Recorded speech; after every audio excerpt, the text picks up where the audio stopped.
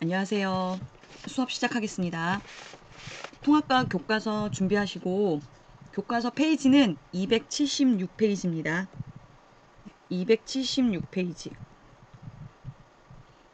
오늘 수업은 289페이지까지 할 거예요. 요 범위가 2학기 1차 지필, 즉 중간고사 시험 범위입니다. 네, 오늘 여기까지 다 합니다. 집중해서 잘 듣고 교과서에 필기도 하고 밑줄도 그어 놓으세요. 자, 요번 단어는 발전과 신재생에너지고요. 그리고 소단원이 요렇게 두 개가 있어요. 네, 보시면은 요거 두 개가 중간고사 시험 범위 전기에너지의 생산과 전기에너지의 수송. 그러면 위에 거는 발전소에서 전기 어떻게 만들어내는데 전기에너지 만들어내는 원리를 얘기하는 거겠죠. 네, 전기에너지 만드는 곳은 발전소. 자, 그 다음 발전소에서 전기 만들었어요. 그래서 얘를 우리 집까지 보내줘야 될 거 아니에요. 우리 집까지 보내주는 과정. 네, 요 두 개에 해당되는 내용을 배우는다고 생각하시면 됩니다. 네, 그러면 278페이지로 넘기고요. 278페이지를 보면 지난주에 학교에서 실험했던 내용을 생각하시면 됩니다. 자, 그 전에 좀 간단하게 먼저 좀 할게요. 우리 웨르스테드라는 과학자 있다고 했었어요. 이 사람이 전기 실험을 하다가 나침반이 돌아가는 현상을 보고 전류가 흐르는 주변에 자기장이 만들어지네 라는 사실을 알게 된 거죠. 전기로 자석과 같은 효과를 낸다라고 했어요. 전류 주변에 자기장이 만들어지네. 그런데 여기서 네, 지난번에 얘기했죠. 이게 가능할까? 그래서 가능한지 여부를 여러분들이 실험한 거였어요. 근데 이 자석이 전기를 만들어낼까? 라는 아이디어를 낸 사람이 누구냐면요. 네, 패러데이라는 과학자예요. 영국 사람이에요. 이 사람은 정규 교육도 제대로 받지 못한, 영국은 약간 신분 계급이 있거든요. 아직도 귀족이 있고, 근데 이제 이 당시에는 거의 1800년대였으니까 집이 굉장히 못 사는 하층민이었어요. 그래서 제대로 교육도 받지 못하고 13살 때부터 그 우리 통합과 교재 있잖아요. 그런 거 만들어낸다고 생각하면 돼요. 인쇄소 재본하는데 그런 이제 복사하는 집 그런 데서 일을 했어요. 근데 그 가게에 있는 과학책들을 계속 읽은 거죠. 인쇄돼서 맡기로 오는 책들이 있으니까. 이 책 읽고 토론하고 예, 이게 다 전부였어요. 뭐 기초적으로 학교에서 정규 교육으로 배운 게 아니에요. 근데 이제 이 사람 능력이 좀 뛰어난 거죠. 이 사람 능력을 이제 알아본 주변 사람들 덕분에 아직도 영국에는 국립 왕립협회 뭐 이런 게 있어요. 왕립학회 뭐 왕립 국립 뭐 그러니까 앞에 로열이 들어가거든요. 여기에서 조수로 일을 하게 돼요. 네. 그러다가 나중에는 과학자로까지 되는 거죠. 이 사람이 밝혀낸 게 바로 뭐냐면 전자기 유도. 즉 자석을 움직이면 전류가 생긴다. 네. 이 전자기 유도가 현재 발전기 원리라고 했어요. 지금 화력발전소, 원자력발전소, 수력발전소 여기 해당되는 것들이 바로 다 발전기 원리에서 시작되는 내용이었습니다. 됐어요? 네. 여기서 좀 추가로 조금만 더 심도 있게 나가볼게요. 왜냐하면 공동연구하는 친구들이 있을 수 있어가지고 네. 여기서 지금 선생님이 자기장이라는 얘기를 했잖아요. 요 장, 요 장. 요게 영어로는 필드예요, 필드. 우리 골프장 나가는 걸 필드 나간다고 얘기하거든요. 네. 그 골프장 그 넓은 공간, 그거 생각하면 돼요. 여기서 얘기하는 장이랑 필드가 뭐냐면 공간의 성질이에요. 공간. 공간의 성질. 다시 얘기하면 자석이 있으면 이 주변에 자기적인 성질을 갖게 돼요. 즉, 자기장이 퍼져 있는 거잖아요. 이해되죠? 자석이 있어요. 그럼 이 주변에 자석의 효과인 공간이 생겨요. 이 공간을 자기장이라고 부른다는 거예요. 근데 눈에 안 보여. 그래서 철가루를 뿌리면 보여요. 근데 신기하게 철가루를 뿌렸더니 일정한 패턴을 발견한 거죠. 그래서 여러분들 좀 알고 있겠지만 그 패턴이 어떻게 되느냐. 얘네들이 이런 식으로 나와서 이렇게 들어가는, N극에서 나와서 S극으로 들어가는, 아마 이런 그림, 이렇게 철가루 모여있는 이런 그림 봤을 거예요. 이런 일정한 패턴을 갖고 있더라는 거죠. 그런데 패러데이는 이런 성질들을 수학적으로 정리를 하지를 못했어요. 그러니까 지금 전자기 유도 현상은 발견을 했어요. 근데 이걸 수학적으로 막 굉장히 좀 훌륭하게 정리는 못했어요. 그랬다가 이런 전기적, 자기적 성질을 미분, 적분 이런 거 이용해서 정리한 과학자가 또 한 명 더 있습니다. 그게 누구냐면 맥스웰. 맥스웰이라는 사람이 4개의 방정식으로 전자기 학을 완성했어요. 그래서 전기학, 자기학이라고 안 하고요. 전자기학이라고 해요. 어떤 교수님은 이 맥스웰 방정식 4개를 보고 이 자연의 아름다움에 감동의 눈물을 흘렸다고 하거든요. 뭐 여러분들이 그 정도까지는 아니겠고 저도 대학 때 공부하면서 어떻게 진짜 이 4개로 다 표현이 되지? 라고 신기할 정도로. 이 맥스웰 4개 방정식은 맥스웰이라는 과학자가 혼자 한 거 아니에요. 1번은 뭐 쿨롱이라는 과학자가, 뭐 2번은 뭐 누가 이런 식으로 다 했거든요. 근데 그거를 미분 적분화해서 딱 깔끔하게 만든 사람입니다. 자, 지금 내용 하나는 전자기 유도 요거 하나 하려고 했어요. 그런데 관련된 과학자들이 좀 많아요. 여기 지금 그 암페어라고 하는 사람, 앙페르라고 부르거든요. 프랑스 사람이어서. 그 사람 과학자도 들어가고 여기 요 장 필드에 관련된 개념의 과학자들도 되게 많이 있지만 기본적인 내용에서 요 정도 과학자 이름은 좀 알고 있었으면 하는 바람이니까 참고하시기 바랍니다. 우리는 요거 했어요. 지금 자석을 이용한 전자기 유도 실험. 네, 요거 한번 다시 수업 시간에 했던 거 떠올려 보세요. 자, 자석을 이용한 전자기 유도라고 해서 그림에 나와 있는 준비물은 뭐 우리가 다 했던 거, 그죠? 검류계를 집게 달린 전선으로 그림과 같이 연결한다. 네, 요렇게 지금 코일에 연결을 했어요. 코일이라는 거는 이제 원형으로 도선을 칭칭칭칭칭칭칭 감아놓은 거라고 생각하시면 됩니다. 여기에 N극을 가까이 할 때와 S극을 가까이 할 때 또는 멀리 할 때, 네, 이렇게 가까이 할 때 멀리 할 때 검육의 바늘. 우리 뭐 이쪽으로도 움직였다가 이쪽으로 움직였다가 왔다 갔다 하던 거 알 거예요. 자, 여기서 문제.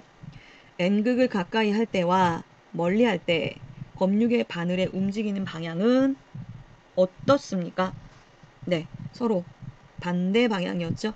여러분 다 기록하셨을 거예요. 자, 그 다음 막대 자석이 정지해 있어요. 코일 안에서. 그럼 어땠어요? 네, 검유계가 움직이지 않고 0이었죠. 즉 전류가 없어요. 흐르는 전류가 없어. 자, 그 다음 자석을 빠르게 움직일 때가 훨씬 바늘의 움직임이 커요. 이게 무슨 뜻이냐? 바늘의 움직임이 크다는 거는 검유계 전류가 많아진다는 거잖아요. 네. 전류가 더 많이 흐른다. 근데 여기서 하나 더. 이때 전류를 그냥 전류라고 하면 안 돼요. 네. 뭐라고 부르는 줄 아세요? 유도전류라고 불러요. 유도전류. 자석에 의해서 끌어낸 전기잖아요. 그래서 그냥 우리 건전지에서 만들어지는 전류가 아니라 유도전류라는 말을 써요. 전자기 유도 현상에서는 유도전류, 유도기전력 이 용어를 씁니다. 자, 그러면 밑에 내용 정리해 볼게요. 코일 근처에서 자석을 움직이면 이게 중요하네. 전류가 흘러, 네, 이거죠. 전자기 유도 현상이. 자석을 움직이면 전류가 흘러, 이거예요. 자석을 움직이면 전류가 흘러, 이게 바로 전자기 유도. 근데 전류가 흐르는 걸 어떻게 안다고? 검유계 바늘이 움직이네? 이걸로 안다고. 이때 자석이 움직이는 방향에 따라 검유계의 바늘이 움직이는 방향이 달라진다. 즉 자석을 움직인 게 가까이 왔는지 멀어지는지에 따라 달라진다는 거죠. 또 자석을 움직이는 빠르기에 따라서 바늘의 움직임의 폭이 달라진다. 그리고 또 하나 중요한 용어. 이때 코일에 흐르는 전류를 유도전류라고 한다. 전자기 유도 현상에 의해 생기는 전류를 유도전류라고 한다. 용어 먼저 기억하세요. 만약 자석이 정지하면 유도전류는 흐르지 않는다. 네, 이건 우리 확인해 봤으니까. 따라서 유도전류는 코일을 통과하는 자기장이 변할 때만 왔다 갔다 가까이 가면 자석의 효과가 세지잖아요. 그런데 아까는 그러니까 멀리 있다가 점점 다가오면 점점 세지는 변화가 생긴다는 거죠. 다시 코일, 자석 여기 있다가 좀 있다가 요 위치에 있고 좀 있다가 요 위치에 있고 좀 있다가 요 위치에 있으면 자석의 효과가 점점 커지는 거잖아요. 근데 얘가 뒤로 가. 자석의 효과가 점점 멀어져요. 즉 이게 자기장이 변한다는 거죠. 자석의 세기가 강할수록 자석을 빠르게 움직일수록 많이 흐른다. 기본적인 내용인데 다시 한번 봐두세요. 유도전류는 어떻게 하면 흐르느냐. 그 센 자석, 네오디움 자석 많이 쓴다고요. 빠르게 움직일수록 많이 흐르게 됩니다. 자, 그 다음 코일에 전류가 흐르는 것은 코일에 전압이 생겼기 때문이다. 다시 전류가 왜 흘러줄 수 있는 능력이 생기기 때문이잖아요. 이 전압이요. 어떤 말로 해석할 수 있냐면 전기적 위치 에너지 차이 이 뜻이에요. 자, 여기에 대해서 추가로 이쪽에 설명 좀 할게요. 우리 1.5V 건전지 이거 하나만 생각할게요. 얘가 1.5V 얘는 흘러줄 수 있는 능력이 1.5V라고요. 요거를 위치 에너지로 설명을 하면은 우리 지면을 기준으로 높은 곳에 있는 물체가 갖고 있는 에너지, 위치 에너지, 고등학교에 와서는 이제 포텐셜 에너지라고 불러요. 얘가 떨어지면서 일을 할 수 있는 거잖아요. 마찬가지. 요 마이너스 극 바닥면에서부터 요 플러스 극까지 위치 에너지가 1.5란 뜻인 거예요. 위치 에너지가. 그러니까 여기가 0이고 여기가 1.5V 플러스. 네. 요 관계를 갖게 된다는 거예요. 요 관계를 갖게 된다고. 근데 만약에 건전지가 하나 더 있어요. 그래서 이게 직렬로 연결했어요.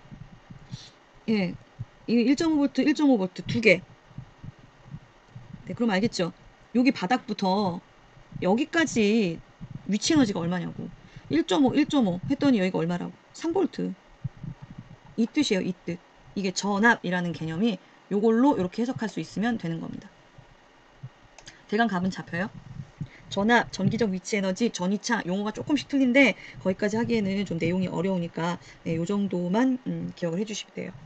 전자기 유도 현상에 의해 코일에 생기는 전압을 유도 기전력이라고 부릅니다. 여기 새로운 용어 또 하나 나왔어요. 유도 기전력. 기전력은 여기 오른쪽에 설명이 있어요. 전류를 흐르게 할 수 있는 능력. 네, 전류를 흐르게 할 수 있는 능력. 그래서 건전지 같은 애들. 발전소 같은 애들. 여기에서 전원장치 해당되는 거다라는 거. 즉 여기에 유도 기전력이 전압이랑 똑같이 해석을 하시면 돼요. 우리 전압에 다니는 중학교 때 배웠을 텐데 볼트잖아요. 볼트. 얘도 마찬가지 볼트예요. 자, 그럼 다시 보세요. 전류를 우리는 I라고 표현하고요. 전압을 우리 V라고 표현해요. 혹시 중학교 때 V하고 I하고 관계? 전류는 흘러주는 능력이 세면 셀수록 많이 흐르고 방해하는 정도가 작으면 작을수록 많이 흐르고 그래서 전류는 비례한다. 저항에 반비례하고 전압에 비례한다. 왜 자꾸 이러지? 이거식 바꾸면 어떻게 돼요? V는 IR, 옴의 법칙. 기억나세요? 네. 요거 또 나와요. 요 다시 한번 잘 기억해 두세요. 아이고, 오늘 자꾸 얘가 움직이네. 네. 자, 유도 기전력이 클수록 코일의 유도 전류가 더 많이 흐른다. V가 클수록 I가 많이 흐른다는 뜻이에요. 비례관계지. 흘러주는 능력이 세니까. 패러데이는 수많은 실험을 반복하여 다음과 같은 법칙을 발견했습니다. 코일에 생기는 유도 기전력은 가문수에 비례하고 많이 가면 많이 가면수록 흘러주는 능력이 세다고요. 그러면 유도 전류도 세겠죠. 그다음 또 하나 단위 시간당 코일을 통과하는 자기장의 변화에 비례한대. 요 코일의 면적은 안 변하잖아요. 네, 여기에 자기장의 변화, 자석의 세기의 변화, 자석이 점점 가까이 오거나 멀어지거나 계속 자기장의 변화가 생기면 유도 기전력이 세지더라. 유도 기전력이 세지면 유도 전류도 세지네 라는 거죠. 그런데 우리 유도 전류의 방향이 N극이 가까이 할 때, 멀리 할 때, S극이 가까이 할 때, 멀리 할 때, 우리 이거 검육의 바늘에 왔다 갔다 하는 게 틀려졌어요. 그쵸? 예. 그거와 관계가 어떻게 되는지를 이제 밑에서 설명해 주게 되는 겁니다. 자, 상황은 N극 가까이 할 때, 멀리 할 때, S극 가까이 할 때, 멀리 할 때 관계예요. 여기 색깔을 보시면 얘가 자석에 의한 자기장이에요. 자석에 의한 자기장. 요거 좀 확인 좀 해보세요. N극이 여기 있어요. 그럼 자기장 이렇게 지금 뻗어나가고 있는 거 보이세요? N극이 여기 있어요. 자기장 이렇게 지금 뻗어나가요. S극이 여기 있으면 이쪽으로 들어오고 있죠. 이렇게 들어오고 있어요. 자, 그러면 중학교 때 했던 거 똑같아요. 중학교 때 했던 거. 자석이 여기 있어요. N극, S극. N극이 보통 빨간색. 여기 주변에 나침반을 놔둬요. 나침반. 이거 나침반 놔뒀을 때 이 생긴 모양 선으로 그은 거예요. 네, 여기 나침반이 과연 어떤 극으로 될까? 자, 봅시다. 빨간색 색칠해 볼게요. 여기가 N극이에요. 그럼 당연히 N극이 가까이 있을 수 없죠. 이쪽에 가 있을 거 아니야. 여기가 S극이면 N극 여기 있을 거 아니야. 자, 그 다음 N극 가까운 쪽에 누가 있겠어요? S. S극 가까운 쪽에 N. N극 가까운 쪽에 S. S극 가까운 쪽에 N. 보이세요? 네. 이거를 이제 어떻게 하는지 보세요. 우리는 약속을 했어요. 자기장의 방향은 N극에서 나가서 S극으로 들어간다고. 왜? 나침반의 자침이 이쪽이에요. 지금 N극. 이쪽이에요. 이렇게 돼요. 그래서 이걸 따라서 쭉 그어봤더니 이렇게 돼요. 여기서도 뭐 이 하나만 나가겠어요? 뭐 주변에 사방으로 나가겠지? 이렇게 돼요. 무슨 소리냐? 자기장은 N극에서 나가서 S극으로 들어가요. N극에서 나가서 S극으로 들어가요. 그래서 N극에서 나가는 방향으로 지금 이렇게 표시된 거고요.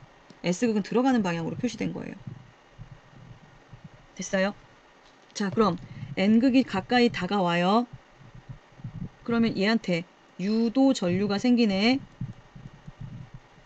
이해되죠? 그래서 검육의 바늘 돌아갔잖아요. 이게 검육의 갈바노미터.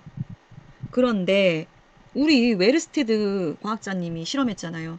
전류가 흐르는 전선 주변에는 뭐가 만들어져요? 자기장이 만들어져요. 무슨 소리냐? 아까 코일에 아무런 일이 안 생겼는데 자석이 가까이 다가와서 유도 전류를 만들어 주니까 이 유도 전류 때문에 자기장이 만들어져요. 근데 이때 만들어지는 자기장의 방향은 네, 보이죠? 여기 초록색 점점점 초록색 점점점 네, 이렇게 만들어져요. 네, 이렇게 만들어져요. 얘는 초록색 점점점. 도대체 이 방향은 어떻게 만들어지느냐 라는 거는 그 암페어, 전류의 단위가 암페어거든요. 근데 그게 과학자 앙페르라는 사람 이름에서 딴 거예요. 이 앙페르라는 사람이 오른손으로 이의 관계를 따지는 방법을 네, 배웠습니다. 알려줍니다. 선생님이 지금 손가락을 잘 그릴 수가 없는데 엄지, 손가락, 그 다음에 여기 나머지 네 손가락. 여기 손을 그리려고 했더니 손이 발이 되네 거의. 요 나머지 네 손가락을 이렇게 감싸 쥐는 방향이 전류의 방향이고요. 엄지손가락의 방향이 N극의 방향으로 이렇게 따져요. 네, 무슨 말인지 모르겠죠? 지금 선생님 손으로 보여주는데 손을 못 보여주니까 지금 말로만 대강 설명을 하고 학습지 받아서 학교에서 다시 한번 설명을 할게요. 자, 이 관계는 어떻게 되느냐? N극이 가까이 오면요. 여기서 네, 얘를 방해하는 방향으로 유도전류가 생겨요. 왜 그러냐면 아까 얘기했잖아. 여기 N극 때문에 유도전류가 생겨. 유도전류가 다시 자기장을 만들어. 그 바람에 서로 방해하는 방향으로. 실험 결과. 그래서 여기 이쪽으로 N극의 효과가 생겨요. 그럼 여기에 엄지손가락, 나머지 네 손가락 감싸 쥐는 방향. 그래서 지금 이렇게 코일이 이렇게 돼 있는 거거든요. 네, 이거는 아까 얘기한 대로 손으로 선생님이 직접 보여줘야 되기 때문에 그때 대해 다시 설명할게요. 하여간에 뭘 중요시 여기면 되느냐? 자석 때문에 생긴 자기장으로 유도전류가 생기고, 이 유도전류가 다시 자기장을 만들어서 서로 방해하는 방향으로 유도전류가 생기는, 요게 바로 뭐냐면 렌츠의 법칙이라고 불러요. 과학자들이 또 자기 이름 따서 만들었어요. 전자기 유도 현상에서 유도 전류의 방향은 반대 방향으로 흐른다라는 거. 운동 방해하는 방향, 뭐 이렇게 마찰력처럼 그렇게 얘기하면 돼요. 그래서 만약에 자석이 가까이 오면은 가까이 오지 못하게 막는 방향으로, 자석이 멀어지면은 멀어지지 말라는 방향으로, 이렇게 됩니다. 네, 학교에서 얼굴 보면서 다시 한번 설명해 드릴게요. 그래서 교과서 280페이지에는 드디어 이제 전기를 만들어내는 발전기에 대해서 하는데, 요게 이제 간이 발전기라고 해서 우리 그 손 힘 키워주는 그 양력기 가지고 한쪽에는 네오디움 자석, 한쪽에는 지금 코일 감아놓고 요 코일 끝에 이제 LED 연결해 가지고 얘가 불 들어오나 안 들어오나 이제 확인하는 거예요. 이거는 저희가 따로 하지는 않을 겁니다. 관심 있으면은 각자 알아서 해보시기 바랍니다. 자, 이제 발전소에서 사용하는 발전기, 전자기 유도로 전기 만들어낼 수 있다고 했으니까 그러면 자석을 계속 움직여주면 되는 애가 누구냐라는 거, 그것 때문에 발전이 만들어진다고 했죠. 자, 우선 발전기가 어떻게 생겼냐, 발전소의 발전기는 어떻게 생겼냐 보시면요, 두 개가 같이 구성이 되어 있어요. 터빈하고 발전기. 여기 밑에 그림도 있거든요. 터빈과 발전기. 얘가 터빈이고요, 얘가 발전기라고 지금 써 있어요. 발전기 모습을 보시면 코일과 자석으로 되어 있어요. 근데 자석이 회전한대요. 코일은 밖에 가만히 있는 거고요. 여기에 코일이 칭칭칭칭 감긴 데에 자석이 계속 회전하면서 자기장의 변화를 주는 거예요. 이때 이 자석을 누가 돌려줄 거냐는 거죠. 이 돌려주는 것 때문에 얘가 어디랑 연결되어 있냐면 터빈에 연결되어 있는데요. 얘가 돌려주는 애들이 바로 물, 수력 발전이면 직접, 화력이나 원자력 발전이면 증기, 이렇게 되죠. 얘들이 돌려주는 거예요. 자, 여기서 터빈이란, 요거 잠깐 좀 정리 좀 할게요. 터빈이란 정확한 용어의 정의가 뭐냐면요, 높은 압력 유체를, 유체에서 유자는 흐를 유자예요. 그러니까 흐르는 액체, 기체, 이거 얘기해 주는 거예요. 그래서 수증기 해당되는 것도 유체입니다. 높은 압력의 유체를 여기 있는 요 날개에 부딪히게 해요. 이해되시죠? 얘들이 우리 바람개비 생각하시면 돼요. 바람개비 입으로 후 불면 돌아가는 것처럼 얘들이 날개에 부딪히게 해서 회전하는 힘을 만들어요.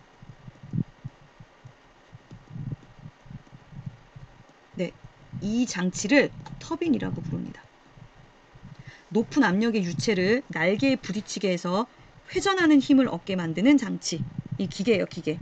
얘가 이제 회전하는 힘이 생기잖아요. 그러니까 단순히 선풍기가 아니에요. 얘가 돌면서 다른 애를 돌 수 있게 만든다는 거죠. 이해되세요? 그래서 그냥 단순히 돌아가는 프로펠러 같은 수준이 아니라 얘가 돌아가면서 다른 애를 돌려주는 동력원이 된다는 거. 그래서 얘가 자석을 돌려주면 자기장의 변화 때문에 전자기 유도 현상이 생겨. 그래서 전기가 만들어져 라는 뜻. 그럼 이제 위에 터빈을 돌려. 그럼 발전기 속의 자석이 코일 속에서 회전. 그 자기장이 변해. 이 전자기 유도 때문에 전기 에너지가 만들어져 라는 뜻입니다. 자, 아까도 얘기했듯이 그럼 이 터빈을 누가 돌려주냐는 거죠. 그 누가 돌려주느냐에 따라서 여러 가지 발전 방식이 된다라고 했던 거죠. 이 터빈을 계속 돌려야지만 전기를 계속 만들어낼 수 있어요. 이 터빈을 돌리는 에너지원에 따라서 발전 방식이 구분된다. 화력발전, 핵발전, 수력발전. 이게 어떻게 되느냐. 밑에 있는 그림으로 해석합시다. 자, 위에 건 화력발전이에요. 화력발전은 석탄이나 석유, 가스 같은 화석연료를 태워요. 태우면 당연히 여기서 열에너지가 발생하겠죠. 이 열에너지로 얘기했죠. 물을 끓여. 이때 발생하는 증기로 터빈을 돌려. 이 터빈의 동력원이 다시 여기 있는 자석, 고정자를 돌려. 주변에 코일 고정자가 있고 자석 회전자를 돌려준다는 거죠. 자, 그럼 여기 빈칸에 에너지가 뭐가 들어가느냐? 이게 지금 여기 화석 연료가 갖고 있는 에너지예요. 물질이 갖고 있는 에너지가 뭔 줄 아세요? 네, 화학 에너지예요. 물질이 갖고 있는 에너지, 화학 에너지. 예, 끓여서 열 나왔어요. 얘가 돌려요. 돌리면 무슨 에너지? 네, 운동 에너지. 운동 에너지가 다시 전기 에너지로 바뀌네. 자, 밑에 핵 발전소는 핵 에너지, 핵 연료가 네, 불안정한 방사선 물질이 분열하면서, 핵 분열하면서 이때 핵폭탄과 같은 어마어마한 에너지원을 낸다는 거죠. 이 열 에너지로 또 똑같아. 물 끓여. 여기 만들어지는 수증기. 네, 이거 같은 거예요. 같은 거. 다시 어떻게 해요? 돌려. 운동 에너지. 네, 그래서 다시 한번 전기 만드는 요 관료입니다.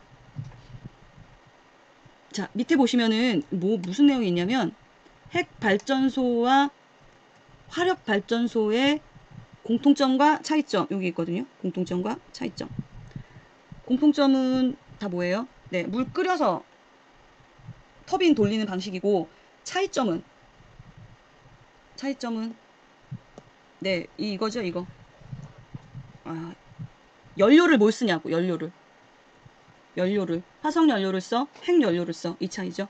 그 다음에 에너지 전환 과정. 요것도 다시 한번 확인해 보세요. 좀 전에 설명했던 내용들 정리하는 거나 마찬가지인데요. 화력발전소에서는 화석 연료가 연소하는 과정에서 화학 에너지가 열 에너지가 돼. 핵 발전소에서는 우라늄이 핵 분열하면서 핵 에너지가 열 에너지로 돼. 근데 이때 발생한 여기는 열 에너지. 이 열 에너지가 물 끓여. 그래서 증기를 만들어. 이 증기로 터빈을 돌린다는 게 바로 운동 에너지. 나중에 전기 만드니까 전기 에너지. 이 뜻이에요. 자, 그 다음에 한편 수력 발전소에서는 높은 곳에 있는 물이 떨어지면서 터빈을 돌려. 네, 이때 높은 곳에 있는 물체가 갖고 있는 에너지, 위치 에너지를 이제 고등학교 때에서는 포텐셜 에너지라고 배워요. 우리 중학교 때 배웠던 위치 에너지예요. 선생님은 대학교 때 썼던 포텐셜 에너지라는 용어가 교과서 바뀌면서 고등학교 용어로 내려왔어요. 포텐셜 에너지는 종류가 좀 몇 개가 더 있습니다. 중력에 의한 포텐셜 에너지, 탄성력에 의한 포텐셜 에너지, 만유인력에 의한 포텐셜 에너지라고 해서 3개씩 있는데 우리 수준에서는 중력에 의한 포텐셜 에너지만 먼저 기억하시면 돼요. 그리고 얘가 다시 돌려. 예, 운동 에너지, 터빈 돌리니까. 그리고 나서 전기 만들어낸다 라는 거죠. 자, 그런데 가장 큰 문제가 있는 거죠. 네. 화력발전에 이용하고 있는 화석연료나 핵발전에 이용된 우라늄은 한정된 자원이면서 기타 등등 장단점이 있어요. 제일 중요한 거는 고갈돼요. 그 바람에 이거 터빈 돌리는 애를 다른 에너지로 대체해야 되지 않을까? 라는 이제 그 뒤에 나오는 단원까지 안내하고 있는 내용입니다. 여기서 하나만 더. 여기 보시면 여기 연결학습이라고 써있죠. 297페이지에 우라늄의 핵분열하는 과정을 우리 배울 거예요. 근데 이제 이거는 기말고사 시험범위예요.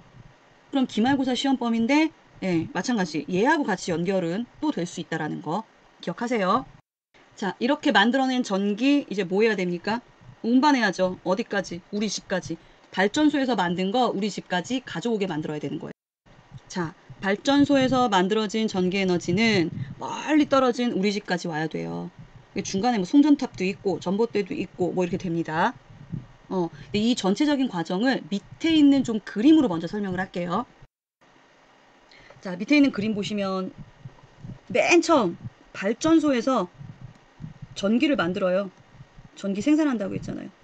종류는 대표적인 게 요거니까 이렇게 나와 있어요. 여기서 만들어요. 그래서 이러이러한 정도의 전압으로 전력을 생산한다. 우리 이제 전기를 만들어내 라는 이제 표현을 안 쓰고 전력을 생산해 라는 말을 써야 되는데 전력이 뭐냐고. 전력이. 요 그림 저 위쪽으로 다시 한번 좀 이동합시다. 왔다 갔다 하겠지만 좀 필요해서 그래요. 전력에 해당되는 내용이 어디 써 있냐면은 여기 써 있어요. 단위 시간당 공급되는 전기 에너지를 전력이라고 그래요. 단위 시간당 공급되는 전기 에너지. 전기 많이 썼어, 적게 썼어 라는 개념이 바로 전력 소비 전력 이렇게 얘기하는 거예요. 그럼 전기 에너지 많이 만들어낸다는 게 전력 생산이 많아지는 거네 라는 거죠. 그 다음에 이 전력은 이거 기억하셔야 돼요. 전력 P는 전압 곱하기 전류.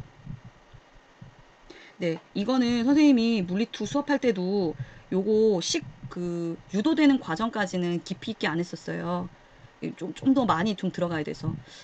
중학교 때도 한번 이 내용을 배우긴 했었겠지만, 전력 P는 VI라는 거 일단 좀 먼저 좀 기억해 두세요. 전기 만들어내. 전력을 생산하는 거야. 전력은 전압 곱하기 전류네. 이거 잘 기억합시다. 자, 만든 거 어떻게 해야 돼요? 보내야 돼요.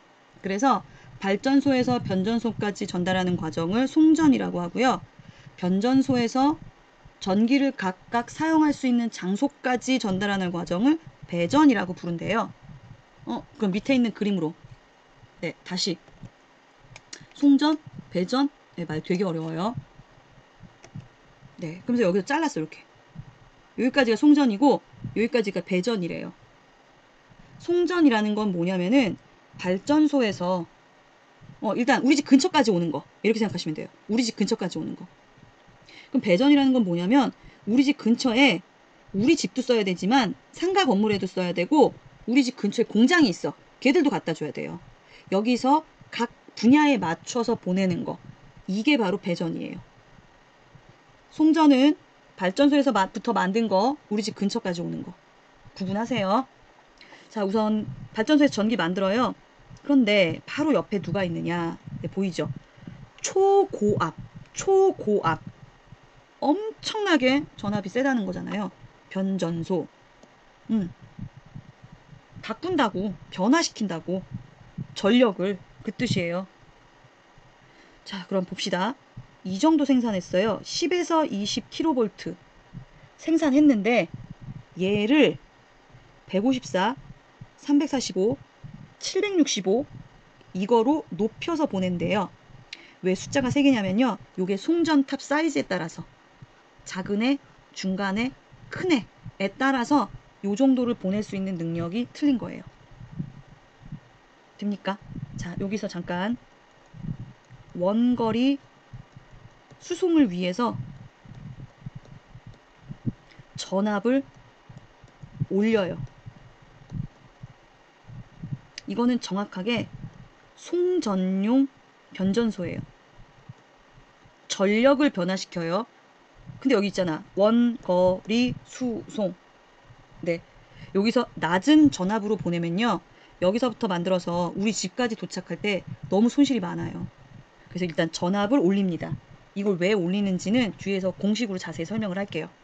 자, 그 다음 1차 변전소에서 한번 낮춰요. 그 다음에 여기서는 대규모 공장 같은 데 더 많이 보내죠. 우리는 뭐 1차 변전소, 2차 변전소 이것까지 생각할 필요 없어요. 그냥 변전소 이 정도만 생각하시면 돼요. 자, 그 다음 우리 집 근처에 왔어. 근데 여기 보이죠? 낮춘다. 이거 왜 낮추냐고. 이걸 왜 낮추느냐. 소비자 환경에 맞게 전압을 낮추는 거예요. 자, 이거는 배전용 변전소라고 불러요, 보통. 나눠주려고 낮춘다고. 그리고 나서 진짜 우리 집 근처에 왔어. 그럼 우리 얘기하는 전봇대. 여기서 뭐 만들어주느냐. 220V 만들어주는 거예요. 여기서 220V 만들어주는 거예요. 네. 다시 여기 전체 과정 좀 제가 좀 써볼게요. 잘 보세요. 처음에 전기 만들어요. 발전. 네. 그래서 이제 멀리 보내려고 송전. 보내는데 중간에 변전. 전압 관리하는 거지. 전압 관리. 높이기도 하고 낮추기도 해요. 용어가 좀 어려워서. 그 다음에 나눠줘. 배전. 그 다음에 각 가정이나 뭐 공장이나 이렇게 오는 거예요. 단순히 그냥 보내줘가 아니야. 중간에 전압을 바꿔준다고. 전압을 높이기도 하고 다시 낮추기도 하고 이런 역할까지 하는 걸 좀 기억을 하셔야 됩니다. 어려워요. 쉽지 않아요. 돼요? 전체적인 흐름? 여기 아까 전압을 올리는 데는 그만한 이유가 있는 거고 이렇게 쓰다가는 사람 죽을 수 있으니까 우리가 안전하게 전기를 쓰기 위해서 다시 한번 또 한번 낮추는 요런 단계가 있다란 뜻이에요. 전기 만들어서 보내는 게 그냥 그렇게 단순한 게 아닙니다. 자, 그럼 다음 페이지 보시면 아니 왜 그렇게 높여서 보내냐고요. 발전소의 발전기는 용량에 따라 차이가 있지만 요 정도 전력은 계속 만들어내요. 전압은. 요 정도 전압의 전력을 만들어내요. 그런데 발전소 근처에서는 엄청나게 전압을 높여서 송전합니다. 왜 높여서 보내는데? 네, 밑에 이제 보시면 전선에서 발생하는 열, 다 보겠어요. 이거 손실. 어차피 전기는 흘러가다 손실이 생기거든요. 왜? 전선 안에 저항이 존재하고 저항 때문에 열 에너지가 발생할 수밖에 없어요. 우리 모든 전기 제품들 오랫동안 사용하고 만지면 뜨끈뜨끈해지잖아요. 이 손실을 어떻게 하면 줄일까라는 내용인 거죠. 그 방법이 바로 전압을 세게 높이는 방법이다라는 뜻인 겁니다. 봅시다. 니크롬선의 전류가 흐르면 니크롬선 저항에 의해 열이 발생해요. 그럼 내가 만들어낸 에너지가 100인데 열로 20이 손실될 수 있고 30이 손실될 수 있어요. 그럼 기껏 발전소에서 전기를 100을 만들었는데 보내다가 뭐 30, 40 손해가 돼봐요. 엄청나게 그냥 공중으로 날아가는 손실인 거잖아요. 그래서 자, 이때 니크롬선에 흐르는 전류의 세기가 클수록 열이 많이 발생해요. 그럼 당연히 손실은 커지겠네요. 수십 킬로미터에 달하는 송전선에 수십만 킬로와트의 전력을 보내는 경우에도 열이 발생. 근데 이 중요한 손실되는 전력은 외워야 돼요. 전류 세기 제곱에 비례하므로 전류의 세기가 클수록 엄청나게 많은 전력이 손실돼요. 제곱에 비례하거든. 그래서 얘를 줄여야 돼. 얘를 줄이기 위한 방법이 뭐냐? 이걸 높이는 방법이래요. 그게 무슨 뜻인데? 네, 이제 좀 설명 좀 봅시다. 아까 전력 P는 VI 기억하세요? 네. 발전소에서 만드는 전력은 일정해요. 발전소에서 만드는 전력은 일정합니다. 생산해내는 나는 양이 거의 정해져 있는 거겠죠. 네, 그쵸? 자, 그럼 예를 들어 얘가 100W라고 할게요. 100W는 100V 곱하기 1A 해도 100이에요. 50V 곱하기 2A 해도 100이에요. 20V 곱하기 5A 해도 100이에요. 10V 곱하기 10A 해도 100이에요. 1V 곱하기 100A 해도 100이에요. 돼요? 네. 자, 그럼 내가 1A로 전선을 통해 전류를 흘러줘요. 그럼 아까 I 제곱에 비례한다면서요. 그럼 1의 제곱 손실되는 거 2A로 보내면 2의 제곱 손실이 이걸로 보내면 5의 제곱 이걸로 보내면 10의 제곱 이걸로 보내면 100의 제곱이에요. 이거는 손실이 1인데 이거는 손실이 얼마예요? 만이에요. 만. 손실이 만이라고 만. 이거 만들어내고 손실이 더 크게 수밖에 없는 이런 상황까지 벌어질 수 있는 거거든요. 네. 자, 그러면 네, 느낌 오죠? 벌써 이제 눈치챈 똑똑한 학생들도 있을 텐데 전류를 조금 해야지만 손실이 줄어요. 그래서 봤더니 옆에 전압이 어때요? 가장 커요. 즉 고전압으로 보내주면 전류가 작아져서 손실이 줄어요. 이해되시겠어요? 아니 근데 손실 전력을 따지는데 똑같은 전력 P잖아. 그거 왜 VI로 계산을 하는데 좀 계산이 이상한데? 어차피 똑같은데? 약간 그런 생각 들 거예요. 왜 제곱이 어디서 나왔어? 요거는 우리 지금 중학교 때 배웠던 직렬 연결, 병렬 연결을 좀 아셔야 되거든요. 중학교 내용까지는 다 하지도 못하고 선생님 설명을 하려니까. 직렬 연결에서 뭐가 일정한 줄 아세요? 이렇게 돼 있을 때. 병렬 연결은 아시잖아요. 이렇게 두 개 갈라진 거. 얘는 전압이 일정. 얘는 전류가 일정. 이걸 좀 기억을 하셔야 되는데. 자, 우리 발전소에서부터 우리 집까지 여기 전기줄 전선이 있어요. 한 줄이야. 직렬이야. 어디를 측정해도 전류는 측정할 수가 있거든요. 근데 전압을 측정하려면 이 저항 양단을 측정해야 돼요. 전압이 측정이 불가능해요. 근데 이걸로는 지금 계산을 할 수가 없어요. 얼마가 되는지를. 그래서 이제 또 똑똑한 사람들이 어떻게 계산을 한 거예요. 얘는 냅두고 얘 대신에 우리 오음의 법칙 V는 IR 이걸 집어넣었어요. 그럼 IR 곱하기 I니까 뭐가 돼요? I제곱 R이 되는 거예요. 그래서 손실되는 전력은 여기 I제곱 R에 곱하기 전선 저항. 그러면 손실 전력을 줄이려면 어떻게 하면 돼요? 저항이 작은 전선을 쓰면 되죠. 저항이 작은 전선.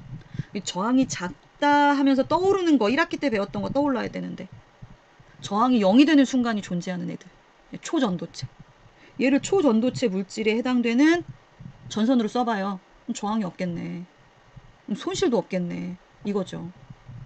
자, 이게 안 돼. 근데 현실적으로 왜? 상온에서 초전도체 물질이 힘들다고 했잖아요. 그러니까 두 번째 방법은 뭐예요? 전류를 줄여야지. 전류를 줄이려니까 어떻게 돼요? 여기 전압이 높아지는 거죠. 그래서 고전압으로 송전하는 겁니다. 자, 근데 여기 그런데 고전압으로 송전된 전력을 그대로 사용하면 위험하기 때문에 가정에서는 220V로 낮춰서 다시 제공해준다. 이 뜻입니다. 그럼 높은 전압을 낮추거나 낮은 전압을 높이는 방법이 뭐냐? 전압을 바꿔준다라고 해서 사용하는 게 바로 변압기. 전압을 높이거나 낮춥니다. 생긴 모양은 어떻게 생겼느냐? 철판들이 이렇게 있고요. 우리 알겠지만은 그 전자석 만들 때 생각하시면 되는 거예요. 걔가 다시 이거 변화시켜주는. 그 다음에 양쪽에 코일이 감은 구조. 여기 써 있어요. 코일 감은 구조. 변압기에서 교류가 입력되는 부분은 1차 코일 왼쪽 거고요. 전기기구에 연결되어 사용되는 부분은 2차 코일이라고 할 때 1차 코일 여기에 전기가 들어가요. 그럼 전류 주변에 전류가 흐르는 전선 주변에 자기장이 만들어지네. 이 자기장의 변화 때문에 얘한테 영향을 주네. 전선 주변의 자기장. 자석의 변화로 코일에 뭐가 생겨요? 유도전류가 생기는 거지. 근데 얘는 많이 감겼어. 그럼 센 유도전류가 생기겠네. 여기서 나온 거예요. 유도전류를 흐르게 해주는 능력은 유도기전력 때문. 즉 유도되는 전압의 차는 1차 코일 가문수와 2차 코일 가문수의 비하고 똑같다. 네. 얘 적게 감은 거. 이거 뭐 10번 감은 거, 20번 감은 거 따지면 네. 여기에 있는 전압하고 여기에 있는 전압이 이렇게 차이가 나네 라는 거. 이해되시겠어요? 변압기라는 거는 전압을 높이거나 낮추는 장치. 아까 선생님이 얘기한 송전 전압에 따른 전력 손실이라고 해서 똑같이 똑같이 발전소에서 이만큼의 전력을 생산했어요. 네. 그리고 변전소에서 40만 볼트로 보낼 때와 4만 볼트로 보낼 때 그럼 각각의 전류값이 이렇게 돼요. 그러니까 40만 곱하기 10A 하면은 400만. 4만 곱하기 100A 하면 400만. 돼요? 자, 이때 손실되는 거는 이건 10의 제곱이 되는 거고 여기는 100의 제곱이 되거든요. 그래서 봤더니 손실이 여기는 0.05%인데 여기는 5%가 된다고. 그래서 이렇게 높여서 보낼 수밖에 없다라는 뜻입니다. 문제는 고전압으로 보내면 손실은 줄지만 문제 뭐예요? 안전사고의 위험, 감전돼서 죽을 수도 있다는 거죠. 그러면 효율적이면서 손실은 안 되면서 안전하게 할 수 있는 방법이 무엇일까? 라는 뜻이에요. 다음 페이지 넘기세요. 어려운 거 없어요. 네. 전력을 효율적이고 안정하게 수술하려면 다양한 기술이 필요하대요. 뭐 당연하겠지. 첫 번째, 거미줄 같은 송전 전력망. 그러니까 하나가 끊어지면은 거기서 끝나는 게 아니라 이제 다리 돌아가서 뭐 우회해서 갈 수 있는 방법으로 하는 거다라는 거. 그 다음 두 번째 방법이 외부 환경에 영향을 받지 않는 지중선로. 무슨 소리냐? 땅속에다가 하자고. 자, 그러면 요거하고 반대가 뭐냐면은 가공송전이라고 불러요. 이게 뭐냐면 공중에 떠서. 그게 뭐냐면은 송전탑, 전봇대. 이거. 우리나라는 지금 이걸 택하고 있잖아요. 새로 만드는 신도시는 땅속에다가 지금 설치하고 있어요. 그래서 훨씬 더 안전하게 하자라는 거. 자, 그 다음에 이거 점검하고 수리할 때 위험하니까 로봇을 이용하자. 뭐 이거는 곧 될 것 같아요. 그리고 전력량을 조절할 수 있는 전력 공급 시스템을 조금 더 잘 활용하자. 그리고 지능형 전력망 기술이라고 해서 요거를 스마트 그리드라고 불러요. 스마트 그리드 기술. 그러니까 필요할 때만 딱 생산, 그렇지 않을 때는 뭐 저장, 예, 이런 식으로 해서 효율을 높이자 라는 뜻입니다.